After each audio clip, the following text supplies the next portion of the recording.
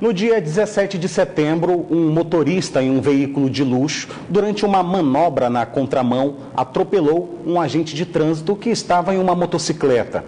O agente de trânsito se recupera em estado grave na UTI e o motorista que causou o acidente se apresentou hoje à polícia. É um adolescente de 17 anos. O menor se apresentou na manhã de hoje no 19º DIP, localizado na zona oeste de Manaus, para prestar esclarecimentos. De acordo com a polícia, o veículo foi encontrado em uma oficina na zona centro-sul após denúncia anônima. Ele estava no fundo da oficina, coberto por uma capa, sem a placa e com o lado da batida encostado para a parede. Então, com todo o intuito de esconder ou de maquiar esse acidente. A colisão ocorreu no dia 17 deste mês, por volta das 12h45. O condutor do veículo trafegava em alta velocidade na Avenida Coronel Teixeira, na zona oeste de Manaus, quando invadiu a contramão e atingiu a motocicleta conduzida pelo agente de trânsito Everaldo Praia, de 51 anos. Em seguida, o condutor foge do local sem prestar socorro à vítima. Em depoimento à polícia, o menor informou que foi desviar de um veículo e, por isso, entrou na contramão. Em seguida, atingiu o agente de trânsito. A polícia diz que a vítima ainda se encontra hospitalizada e o estado de saúde é grave. Ele voltou para a UTI ontem e está em coma. O irmão do agente de trânsito diz que tem esperança de melhora de Everaldo, que está em coma. Está com uma infecção generalizada e essa infecção ela pode levar ele a óbito. Eles estão tentando, mas o estado dele é muito grave. A identificação do proprietário do veículo envolvido no acidente foi feita pelo Detran Amazonas, que também identificou 144 pontos em infrações de trânsito desde 2014. Ela já estava suspensa e agora, com esse acidente, infelizmente, aí, quase vitimando um amigo nosso de trabalho, nós começamos hoje com a abertura do processo de cassação dessa habilitação. O menor, que completa 18 anos no próximo dia 21 de novembro, vai responder por atos infracionais. No caso, ele vai responder pela lesão corporal causada, não é? Na direção de veículo automotor, pela omissão de socorro, pela fuga do local do acidente e ainda uma fraude processual ao esconder o veículo e tentando encobrir as provas que poderiam ajudar no processo penal, no inquérito policial. O Detran Amazonas lançou hoje um projeto que vai beneficiar pessoas de baixa renda com a Carteira Nacional de Habilitação por meio da Escola Pública de Trânsito. É a chamada CNH Social.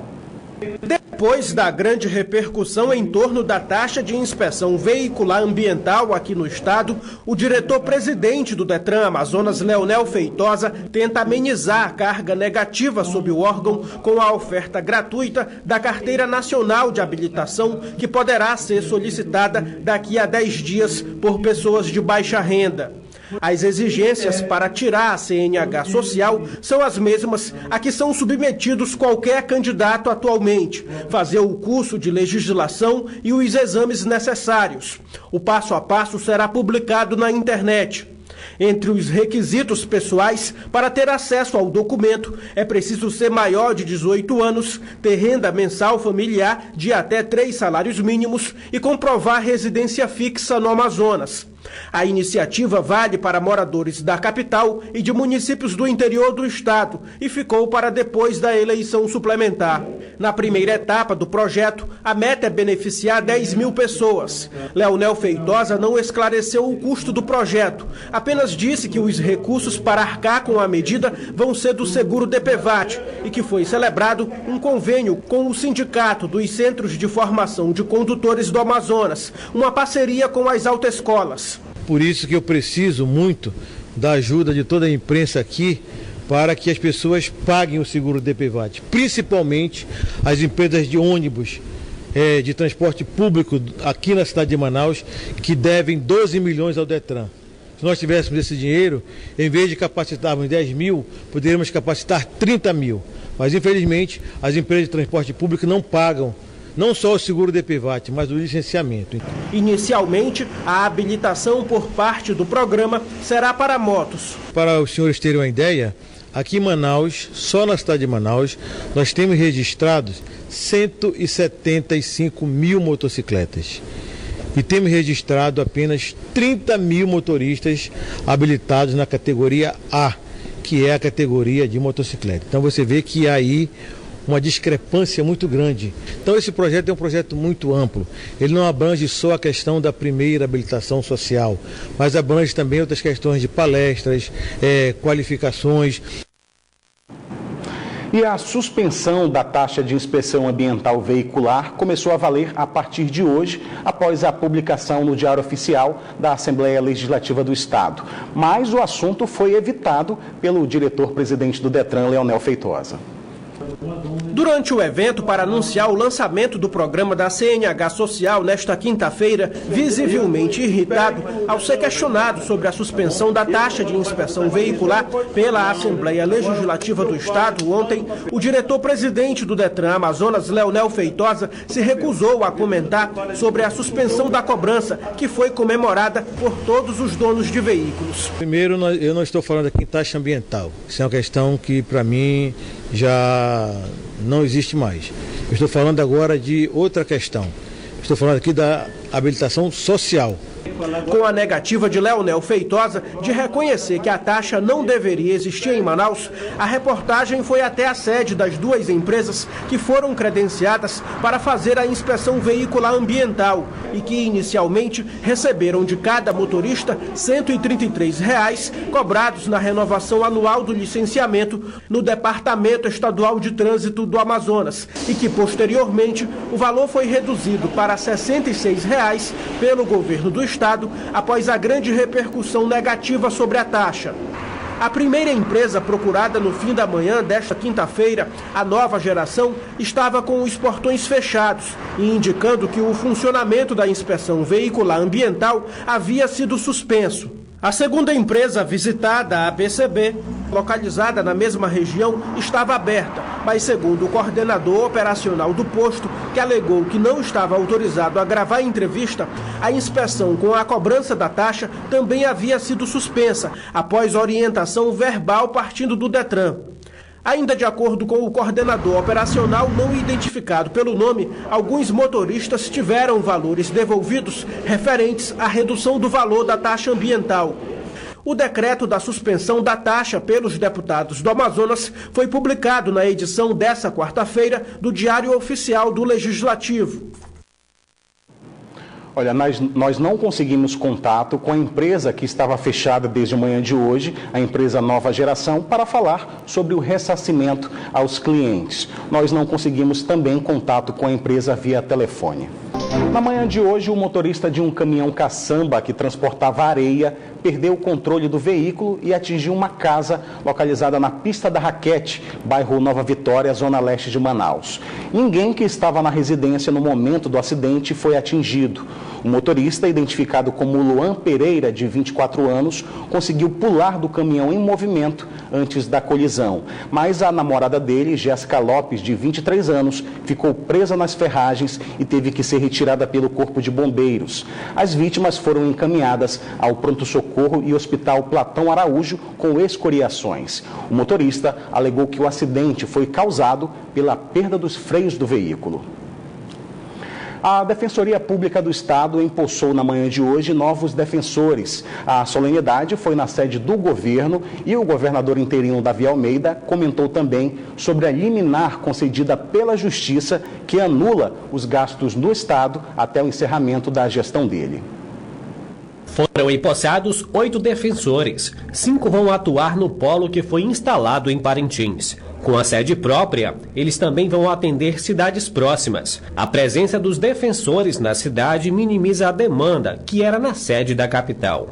No interior nós estamos começando de forma mais incisiva, porque são núcleos que vão ser estruturados no interior de modo bem completo. Você vai ter estagiários, vai ter 5 defensores por núcleo, uma sede própria, carro, apoio psicossocial que nós não tínhamos no passado. De nada adiantaria nós estarmos com recursos se nós não estivéssemos abaixo do limite prudencial da Lei de Responsabilidade Fiscal. Depois de 27 meses nós saímos e isso possibilita a Defensoria de chamar esses novos defensores. Os demais vão ficar em Manaus para um curso de capacitação.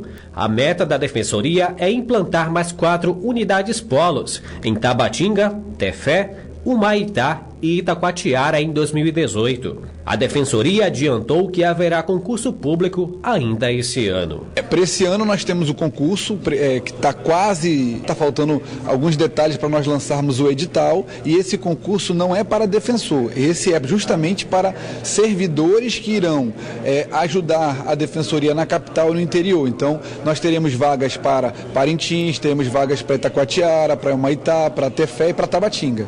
A decisão do juiz Leonei Figliolo da 2ª Vara da Fazenda Pública Estadual em engessar as finanças do Estado nesta quarta-feira não surpreendeu nem um pouco Davi Almeida.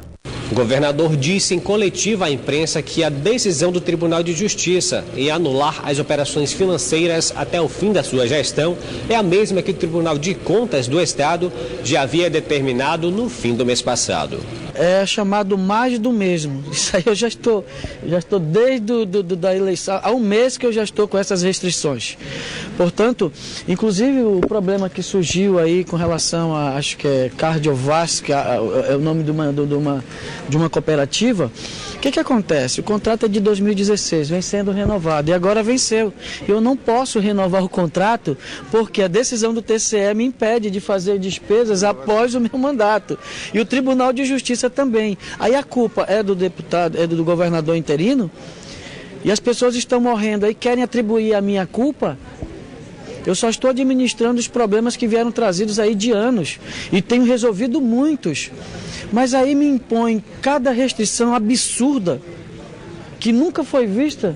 Eu devo estar incomodando algumas pessoas porque eu não vejo dessa forma. Eu tenho trabalhado de uma forma nesse estado que eu vou entregá-lo melhor do que eu recebi, e estão informando a Justiça e o Tribunal de Contas com mentiras, abastecendo de mentiras. E ainda assim ainda estão conseguindo liminares. E agora chega essa questão aí. Chegou a hora de conferir a previsão do tempo para esta sexta-feira em Manaus e em alguns municípios do interior do estado. Em Manaus, o tempo fica encoberto com pancadas de chuva. As temperaturas variam entre 25 e 34 graus. Em Tabatinga, a previsão é de muitas nuvens com chuva fraca, mínima de 24 e a máxima não passa dos 29 graus. Em Alvarães, o tempo fica ensolarado, onde as temperaturas variam entre 25 e 34 graus. E em Jutaí, a previsão é de tempo encoberto com chuva fraca, mínima de 26 e a máxima de 31 graus. Foi inaugurada hoje na sede do INCRA, na zona centro-sul de Manaus, uma feira com 100% dos produtos orgânicos. A feira vai funcionar uma vez por semana. Orestes de Taife. A feira de produtos orgânicos acontece aqui no estacionamento da sede do INCRA, que fica na Avenida André Araújo, no Aleixo. E aqui é possível encontrar diversos produtos, como frutas e verduras em geral. Eu converso agora com o Heitor Liberato, que é engenheiro agrônomo e coordenador dessa feira. O que é possível encontrar aqui, Heitor? A gente pode encontrar aqui frutas, verduras, tudo o que o pequeno produtor, o produtor da agricultura familiar produz, né? E com um diferencial, né? Eles são produtos orgânicos e isentos de agrotóxicos. Pois é, acontece toda quinta-feira essa feira? Bem, na realidade, quando nós formatamos essa feira, ela seria uma feira quinzenal. Mas por conta do sucesso da inauguração, nós acabamos de decidir que essa feira ela será semanal. Então, semana que vem, no mesmo horário, às 16 horas, na quinta-feira, estaremos aqui com uma rede de 40 produtores, né, que produzem produtos orgânicos e estarão aqui vendendo saúde para você. Ok, então muito obrigado. Então tá aí, fica o convite para a feira de produtos orgânicos que acontece toda quinta-feira aqui na sede do INCRA, na Avenida André Araújo, no bairro Aleixo. Orestes Litaif para o Band Cidade. O esporte salva vidas, o esporte faz bem. Essas são afirmações que fazem parte da nossa vida, a gente ouve isso por aí, mas aqui em Manaus, muitos complexos esportivos estão sem manutenção e à beira do abandono. O Band Cidade mostra agora o estado em que alguns deles se encontram. Complexo Esportivo Igarapé de Manaus, centro da cidade. Abandono e descaso com o patrimônio público. Inaugurado em 2013, o parque, que abriga quadras e uma ciclovia, nunca recebeu manutenção. Hoje está desse jeito, sujeira e lixo por todo lado. O campo de grama sintética está sem utilidade, não tem trave e o piso está se desfazendo. As pontes começaram a sentir os efeitos do tempo e da falta de cuidados. O local também serve de abrigo para os sem-tetos. E além disso também a segurança, né? A segurança aqui naquela praça, que sempre teve assalto, né? Ultimamente já teve muitos assaltos aqui. Perto dali encontramos outro complexo esportivo em total abandono. Esse é o Parque Desembargador Paulo Jacó, que também fica no centro de Manaus. Além do lixo, sobra espaço para os moradores de rua, que encontram no complexo sossego e tranquilidade. Esse é outro espaço público que vem se deteriorando com o passar do tempo. Essa é a única praça que fica no bairro Terra Nova 3, zona norte de Manaus, bem às margens do Igarapé do Passarinho. Aqui a falta de manutenção tem deixado rastros por todo lado. Inclusive, fez desaparecer um parque de diversões que ficava aqui nesse local. Hoje a única lembrança do playground são os esteios coloridos. Ali tinha escada, ali tinha um negócio de rodar e ali tinha um negócio para ficar, para entrar lá. E hoje não tem mais nada? Hoje não tem mais nada. O que vocês fazem para brincar aqui nesse espaço? A gente só brinca de manja-se-esconde, de bola, porque não dá para brincar de nada, porque não tem mais as coisas que era para brincar aqui. Os bairros de Manaus estão todos em decadência, estão todos assim, dessa forma aí, ó. O senhor chegou a ver ela bonitinha, essa praça? Cheguei, com certeza. Logo no início, sim. Depois não tem manutenção, nada funciona sem manutenção. Agora brincar só se foi meio à lama. A criançada faz a festa mesmo com todos os problemas. E olha que não são poucos. Quando chove, o campo de areia fica nessas condições. Nem o melhor dos jogadores toparia encarar uma pelada desse jeito. Não tem condições não, pô. Ainda mais agora no tempo de chuva, entendeu? Aqui é assim, olha aí, se nós for jogar aqui, vai dar, sabe o quê? Prejuízo para a saúde, porque vai todo mundo para SPA, entendeu? Com um monte de pira no corpo. Os problemas são enormes, mas em meio a tantas dificuldades, ainda tem morador que encontra motivos para sorrir. Uma pena. O governo do Amazonas lançou hoje o Plano Estadual de Resíduos Sólidos e Coleta Seletiva. O estado reconhece que tem muito a fazer sobre a questão do lixo, mas começa a dar os primeiros passos. Erivan é auxiliar de serviços gerais em um condomínio localizado na zona centro-sul de Manaus. Mas para ele fica difícil manter a lixeira do prédio arrumada e o entorno limpo. É que muito lixo também é jogado aqui de qualquer jeito, possivelmente por outros moradores da área. Tudo é vidro, é madeira. Mas o problema se repete em várias partes da cidade, em área nobre ou na periferia. O descarte incorreto de resíduos sólidos, que podem ser dos mais diversos, como até uma geladeira dessa aqui, ainda é um grande problema. E em boa parte dos casos, tudo acaba em lixeiras viciadas ou dentro dos igarapés, como é comum observar em Manaus. Não é difícil encontrar eletrodomésticos e outros utensílios velhos jogados na rua. E o meio ambiente sofre. Aqui, já na zona norte da cidade, esta área verde foi tomada por entulhos e restos de obra. Encontrar soluções para resolver esse problema é uma tarefa antiga. E só depois de muita discussão foi lançado nesta quinta-feira na capital, pelo governo do Amazonas, o Plano Estadual de Resíduos Sólidos e o Plano de Resíduos Sólidos e Coleta Seletiva da região metropolitana de Manaus. E é um grande desafio, porque nós temos uma situação muito particular em relação aos demais estados da federação. O diagnóstico do interior do estado ajuda a explicar os desafios ainda maiores no planejamento para os próximos anos. Nós não temos, por exemplo, um aterro licenciado no interior do estado. Nenhum município tem aterro sanitário licenciado. Todos estão com uma situação inadequada. A maioria dos municípios alega falta de recurso e de capacitação de pessoal para desenvolver as ações necessárias. Uma vez o plano aprovado, o município só tem a ganhar com isso, porque as parcerias elas aparecem, os recursos também. Nós temos bastante leis que dão a base para esse tipo de iniciativa. O que nos falta, que falta bastante, realmente é uma capacitação técnica. Diante da problemática do lixo, surgem também iniciativas que possibilitam reciclar os resíduos, como trabalhar com os pallets de madeira, que nas mãos do Leonardo, por exemplo, viram modernos móveis para casa ou qualquer outro ambiente doméstico.